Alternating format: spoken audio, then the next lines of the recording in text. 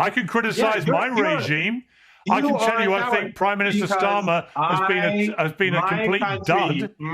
What are you going to say about your regime?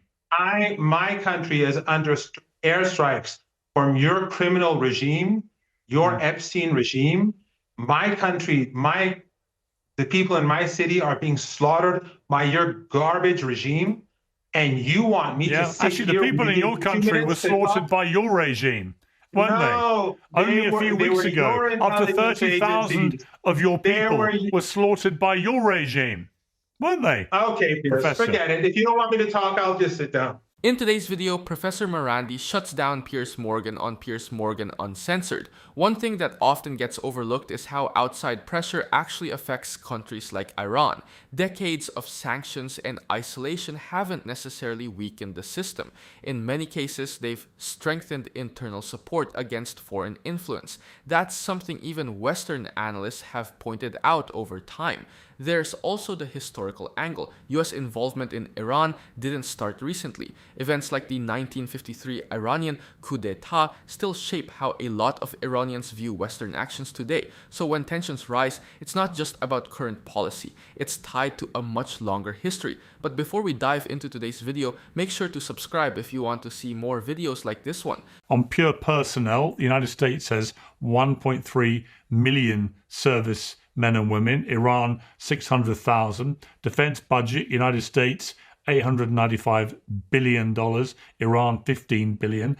Aircraft, United States, 13,300. Iran, 550. Aircraft carriers, US, 11. Iran, 0.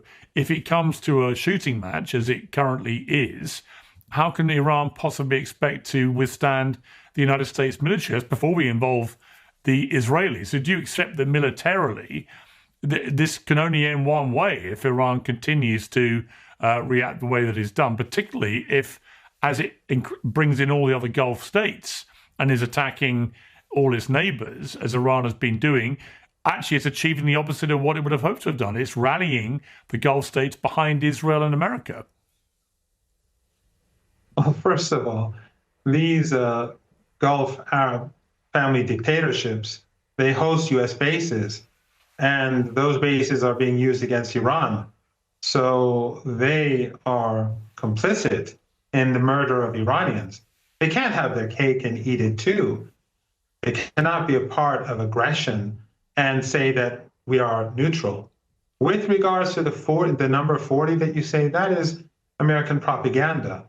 The White House is always saying all sorts of nonsense. Far less people were killed this time round than last time round. The leader, Ayatollah Khamenei, he was martyred because he stayed at home. And he said, I'm not leaving my office and my home because many Iranians have nowhere to go, and so I cannot leave. And he chose to stay, even though everyone knew that he would be a primary target. Unlike your leaders and the Epstein class in your country, which do all sorts of things to ordinary people, he stood with his people and he stayed with his people. And that's why he's so popular. And unlike the propaganda that we see on your show all the time with these insane pundits who've never been to Iran, who know nothing about Iran, who just repeat these Epstein class talking points, the Iranian people are steadfast and standing beside and behind the Islamic Republic. And as we speak, across Tehran, under missile fire, you see huge crowds of people in different parts of the city protesting against the United States and calling for the armed forces to resist. And might does not make right. As I learned from school, children know this. We are in the right. Your regime, your government, the American regime, they supported the Holocaust in Gaza, the ongoing Holocaust in Gaza. Now, history shows that overwhelming military power doesn't always translate into control or success. The US had a massive advantage in both Vietnam War and war in Afghanistan, far greater than what Iran has today, and still struggled to achieve long-term objectives. In both cases, the issue wasn't firepower, it was the nature of the conflict itself. And that's the key point here. Iran doesn't operate like a conventional military opponent. Groups like the Islamic Revolutionary Guard Corps focus heavily on asymmetric warfare, drones, proxy networks, cyber operations, and regional alliances. That means even if you dominate in traditional metrics like aircraft or defense spending, it doesn't eliminate the ability to resist or create pressure in other ways. There's also the geography factor. Iran isn't a small, easily contained country. It's large, mountainous, and strategically positioned. Military analysts have long pointed out that any prolonged conflict there would be extremely difficult to manage, especially with key choke points like the Strait of Hormuz nearby, where even limited disruption can have global economic consequences. And then there's the political side. External pressure, whether it's sanctions or military threats, often has the opposite effect of what's intended. Instead of weakening internal support, it can actually consolidate it. That's been observed in multiple countries under long-term sanctions, where national identity and resistance narratives become stronger over time. At the end of the day, this isn't just a numbers game. Military capability matters, but it's only one piece of a much bigger picture. Conflicts like this are shaped just as much by strategy, geography, and public sentiment as they are by raw firepower. We stood against Okay, the point I would make. no matter how. Let me respond. Let me respond. No matter how you try to frame it and pretend that we kill in Iran tens of thousands of people on the streets and all that fake media propaganda, the reality is the reason why Iran is hated is because we're against ethnic cleansing. We're against ethno-supremacism, and that is something that the Epstein class that rules over all of you cannot tolerate. Well, no Epstein class rules over me. And the difference between me and you is I'm able to look at our leadership, from our Prime Minister to our former UK ambassador to America to the former Prince Andrew, and I'm able to publicly criticize them and say I find all of them, frankly, pretty deplorable and shameful to their country in the way they conduct themselves. You would never say that about your supreme leader, because had you said that on the airwaves, well, hang on. Because had you called your supreme, let me explain to you.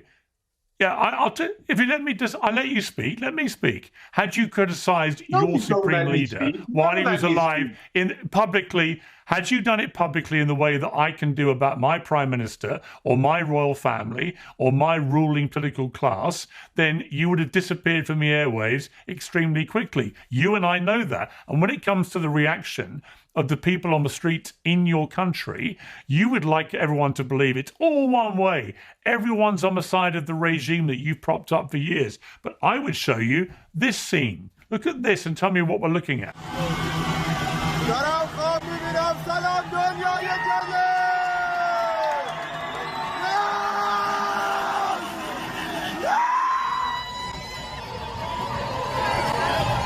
It looks like people to me celebrating the toppling of a statue of your dead supreme leader. Wow, look at those millions of people on the streets. Stunning. Why don't you show the crowds that are 100 times larger in small cities than these crowds? Because you cannot do that. Because in order to remain on air, you have to pursue certain narratives. But if you were at my university and you were in my classroom, you would see students with all sorts of views saying whatever they want. A student would say, Iran is worse than North Korea. And I would laugh at him and make fun of him in a friendly way till the end of the semester. But you have this alternative Iran somewhere in the universe in your mind. And based on that, all your assessments are made. Okay, well, criticize your regime then. Okay, well, criticize your regime then. The conversation about Iran is almost always framed in extremes. Either it's total oppression or total support. But the reality is way more complicated. Even Western-backed research, like surveys done by groups such as the Gallup in past years, has shown that public opinion inside Iran is mixed. not one-dimensional. There are people who criticize the system, but there are also large segments that support it, especially when the country is under external pressure. And that pressure matters more than people think. Historically, outside intervention has shaped how Iranians view the West. Events like the 1953 Iranian coup d'etat didn't just disappear, they still influence how foreign criticism is received today. So when tensions rise, it's not just about current policies, it taps into decades of distrust. There's also a media dynamic here that often gets overlooked. Coverage of countries like Iran tends to focus on the most dramatic or extreme visuals, protests, unrest, isolated incidents, because that's what gets attention. But that doesn't always reflect the full picture on the ground. Large-scale rallies, internal debates, and everyday life don't always get the same coverage, which can skew perception for people watching from the outside. And then there's the broader geopolitical angle. Iran's stance in the region isn't just ideological, it's also strategic. It sees itself as pushing back against what it views as Western and regional dominance, and that narrative resonates with parts of its population and even with groups outside its borders. If you've got such freedom of speech, criticize your regime right now. Go on. Piers, if Yeah, you were can't, Iran, can you? Piers, You're full of hot air. you You were- remind me of Comical Ali in the Iraq War, who kept just talking You're a complete child, nonsense about his Piers. ruling, his regime and ruler. I'm at a, the problem is, I don't know You how can't to do it, deal can with you? your. Be quiet for a can't do second it. and let me respond. Or criticize Let me your regime. respond. Go on. I know you're afraid. Be quiet. Let me respond. And I'm then not afraid of anything. don't be so afraid. In Iran, we talk against the government, against policies day and night. You sit in a taxi, they're criticizing. You're on campus, they Oh, criticize. I wanted you to criticize your regime right now. No, I'm not going to. When you give me 5 minutes. No, you're not going to, are you? every Because 6 you're a months, coward. And You're a paid up stooge of the regime. And you know if you do criticize them, they'll take you off the airwaves. Your job is to get on the airwaves and promote the regime. That's why you can't criticize them. Yeah. And if you could criticize them, you would. Are you going to let me talk, or are you just too cowardly to let me talk? You're afraid of me. I asked you a question. You wouldn't do it. You're a coward. You can't do it, can you? You're a coward. I'm not going the coward. to criticize. I can criticize my regime. I can tell you, I think Prime Minister Starmer has been a complete dud. My country. What are you going to say about your regime? My country is under airstrikes from your criminal regime, your Epstein regime. My country, the people in my city are being slaughtered by your garbage regime, and you want me to sit actually, here? the people in your country were slaughtered by your regime, weren't they? Only a few weeks ago, up to 30,000 of your people were slaughtered by your regime, weren't they? Okay, Piers, forget it. If you don't want me to talk, I'll just sit down. You do the talking. Well, I tell you what, we'll end it like this. I've had you on my show many, many times, right? When do I get invited on Iranian state television? Oh, you've gone. I invited you to Iran, Piers. I invited you to Iran. I'll do it like you do. I'll do it like you do. Down the barrel of a camera, you put me on Iranian state television and let me say what I think about Iranian state television in the way that I let you come on my show and criticize my country and the United States and the West. Fair's fair, right, Professor? Because you've got freedom of speech in Iran. There should be no problem in me, Piers Morgan, going on Iranian state television and hammering your regime. Only you won't let that happen, and the regime won't let it happen, because amongst the many things that you repress, the biggest thing you repress is freedom of speech. That's why you can't talk out against your regime, and that's why you wouldn't let me go on state TV in Iran and talk out against your regime. And that is the difference between us. So you can try and take the high moral ground, but the reality is that is the difference.